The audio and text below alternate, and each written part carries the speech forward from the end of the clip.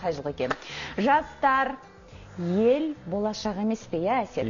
Сондықтан олардың заман талабына сай білім алуы қоғам үшін аса қажет. Осы ретте келешек мектептері атты ірі жоба қолға алынып, 217 мектептің құрылысы жоспарланып, 128 мектеп салынды. Келешек мектептері жобасы қалай жүзеге асып жатыр? Мұндай білім ордаларында жаңа технологиялар бар ма?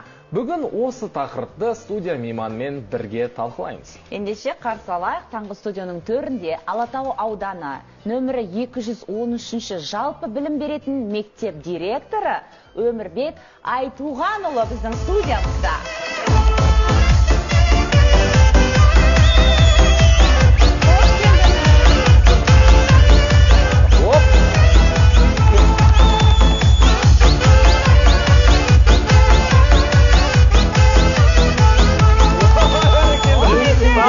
Жақсы билейдіңіз аға, жайғасыңыз. Мектеп директорының осылай билеп тұрған бірінші рет көріп тұрмын.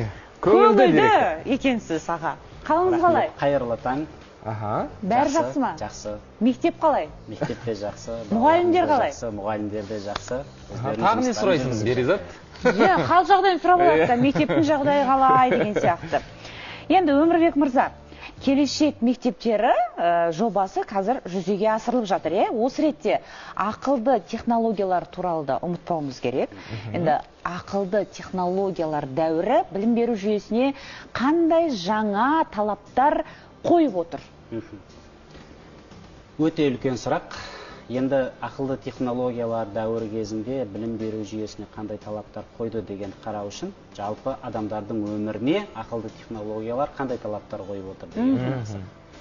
Мектептің негізгі миссиясы ол еңбек нарығына кадрлар даярлау. ЮНЕСКО-ның соңғы мәліметі бойынша 2030 жылы 1 миллиард жұмысшы мамандығы өзгереді. Қазіргі таңда жұмысшылар мамандықтары күнделікті өзгеруде, себебі көп мамандықтар тар жолға түсуде, және бүгінгі алған мамандығын келесі күн 4 жылдан кейін университет бітірген кезде жарамай қалып жатыр. Мысалға, Apple сияқты, Google сияқты компаниялар тіпті дипломсыз жұмысқа алуда. Яғни бұрынғы дипломмен жұмыс деген түсінік қазір өзгеруде. Сондықтан да осы талаптар білім беру жүйесіне де әсер етіп жатыр. Яғни қазір long life learning деген түсінік басымдықта. Яғни өмір бақи білімін жетілдіру, жақсы жұмысшы кадр болу үшін оны мектеп қабырғасынан қалыптастыру. Тағы да сол соңғы деректер бойынша дамыған елдерде жұмысшылар 40% жұмыс істеу кезінде білім жетілдіру курстарына қатысады, әртүрлі бағдарламаларға қатысады. Бізде ол төменірек. Яғни мектеп бітіріп, университет бітіріп кеткеннен кейін де жұмыс істеген кезде білім жетілдіру керек. Адам өмір бақи оқу керек. Сондықтан да білім беруді дамытудың 2029 жылға арналған үкіметтің арнайы бағдарламасы бар. Сол жерде осы мәселелер негізгі мақсат ретінде қарастырылған. Яғни қазіргі балалар білім беру процесінде тек қана білімді алып емес, білімді өмірде қолдану керек. Білімді өмірде қолданып, заманның жаңа талаптарына сәйкес соған қарсы тұра алатындай құзыреттіліктер. Бәрекелді. Енді сіз басқаратын мектеп биыл ашылды. Осы келешек мектептері жобасымен ашылды ғой, қанша бала оқиды? Біздің мектеп 213 мектеп Алматы қаласы Алатау ауданы Теректі ықшам ауданында орналасқан. Жобалық қуаты 2000 балаға арнап салынған. Ашылғанымызға тек 3 ай болды. Бәрекелді. Қазіргі таңда 1584 бала білім алып жатыр. Тамаша. 63 сынып, 110 мұғалім. Енді мектеп, келешек мектептер жобасында ашылған. Мектептің жер көлемі 3 гектар, 20 000 квадрат метрден астам аумақты қамтиды, 93 класы бар, 485 бала сиятын мәжіліс залы бар, 396 бала сиятын асханасы бар. Тамаша. 3 спорт залы бар, барлық кабинеттер техникалық соңғы үлгідегі интернетпен, интерактивті панельдермен, компьютерлармен, барлығымен жабдықталған. Бәрекелді. Бассейн бар ма, бассейн? Бассейн. Енді сіздердің мектеп инфрақұрылымды, яғни цифрлық инфрақұрылымды дамытуда қандай қадамдар жасап жатыр? Цифрлық инфрақұрылымды дамытуда, жаңа айтқандай мектептің жалпы цифрлық инфрақұрылымдық әлеуеті о баста ойластырылған. Барлық пән кабинеттері талшықты интернет жүйелерімен қамтамасыз етілген. Ол жерге интернеттердің барлығы жеткізілген. Интернеттерді NLS компаниясы қызмет көрсетеді. Барлық кабинеттер және интерактивті панельдермен жабдықталған. Ноутбуктар бар, тағы басқа техникалық құралдар. Әрине, ол құралдардың барлығы жұмыс жүрмейді, егер кадр соған сәйкес болмаса, және соны қабылдайтын оқушылардың әлеуеті болмаса. Сондықтан да біз келешек мектептер жобасы аясында жалпы ағарту министрлігінің үлкен жұмыстары бар. Олар өрлеу біліктілікті арттыру институты арқылы келешек мектеп мұғалімдерін курстардан өткізуде. Мысалға біздің өзіміздің білім беру ұйымымыздағы 67 мұғалім өздерінің пәндері бойынша онлайн курстардан өтті. Сосы үнемі дамуда. Соңғы айлардың өзінде ғана сабақ оқи жүріп онлайн курстардан өтіп жатыр. Одан бөлек білім басқармасы тарапынан мынау интерактивті құралдарды пайдалану бойынша жұмыстар жүргізіледі. Мысалы, атап айтатын болсақ, сол жұмыстардың біреуінен eData компаниясымен жүргізілген жұмыстар.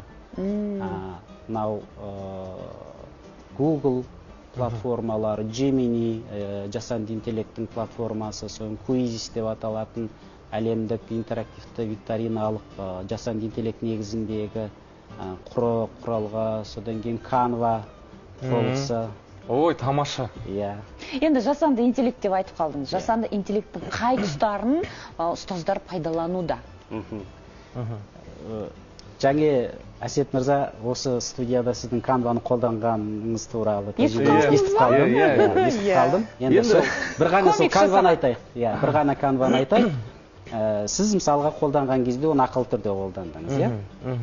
Біздің мұғалімдер оны ақысыз түрде қолданады. Жаңа айтқан eData компаниясы осы білім басқармасымен өзара қолдау нәтижесінде біздің 110 мұғалімніңге домендер ашылып берілді.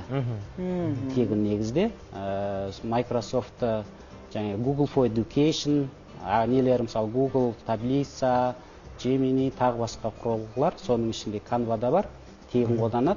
Және Canva-ның мысалға тек Canva-ны айтатын болсақ, оның мүмкіндігі өте жоғары, көрдіңіз. Мысалға айтайық, презентациялар жасауға. Мысалға мұғалім өзінің мәтіні бойынша, дайын мәтіні, оның презентация жасауға, мысалы уақыты жеткіліксіз болған жағдайда сол мәтінді Canva-ға берсе, Canva өзі соның негізінде дайын презентацияларды өз жасап бере салады. Өз жасап береді. Кеше айтқанымдай ғой, енді менің әпкем, мен өзінің қарындасым бар. Сабағына орнап бердім. Сабағына көмек керек болды да. Сол кезде Canva-ның ішінде жасанды интеллект бар екен. Сөзбен жазасың, сол кезде саған сурет шығарып береді. Сол ұнады. Өте көп дайын презентациялардың шаблондары бар. Экология бойынша мысалы қарайым десеңіз, немесе IT бойынша қарайым десеңіз, содан кейін жалпы күнделікті мына мұғалімдердің жұмыстарына да көп. Мысалға біз әртүрлі жарыстарда оқушыларға дипломдар береміз, дипломдар береміз. Сол дипломдар жазудың өзі мысалға жай жұмыс. Сол Canva-ның презентацияларын салсаңыз, сол дипломдардың презентацияларын өте әдемі қылып, дизайнер жағынан дайын шығарып бере салады. Бәрекелді. Балдарға да қазір. Содан кейін видео форматтар әртүрлі. Сол адамның өзінің дауысын қойып шығаруға болады. Жасанды интеллект негізінде. Немесе оқушыларға қызықты, мысалға белгілі бір солардың қызығушылығын тудыратын белгілі бір адам, мысалға футболисттің атақты сондай солардың дауыстарын қойып, немесе баланың өзінің дауысын қоюға болады. Сол арқылы мысалға соны сөйлетуге болады, дайын мәтін беріп. Мұғалімдердің жұмыстары жеңілдепті. Аға, әйтсе де технологияны шамадан тыс қолданудан туындайтын тәуекелдерді қалай реттеуге болады? Ақпараттық технологияның оң жағы мен теріс жағы қатар. Енді ол да ЮНЕСКО-ның соңғы мәліметтері бойынша ЮНЕСКО 2021 жылы мына ақпараттық технологияны қолданған кезде соның этикалық нормаларын сақтау туралы қағидат ұсынған 2021 жылы. Ал енді қазіргі таңда ол күннен күнге өзекті болып жатыр, себебі ақпараттық технологияны шектен тыс қолдану ол балаға зиян. Мысалға айтайық, біз жалпы үлкендердің өздері оны шектен тыс қолданамыз. Қарапайым мысалға балаңыз жылап жатса, біз көреміз, анасы сол балаға телефонды бере салады. Тыныштандыру үшін, тыныштандыру құралы ретінде кішкентай балаға бере салады. Ол қаншалықты контент ол балаға пайдалы.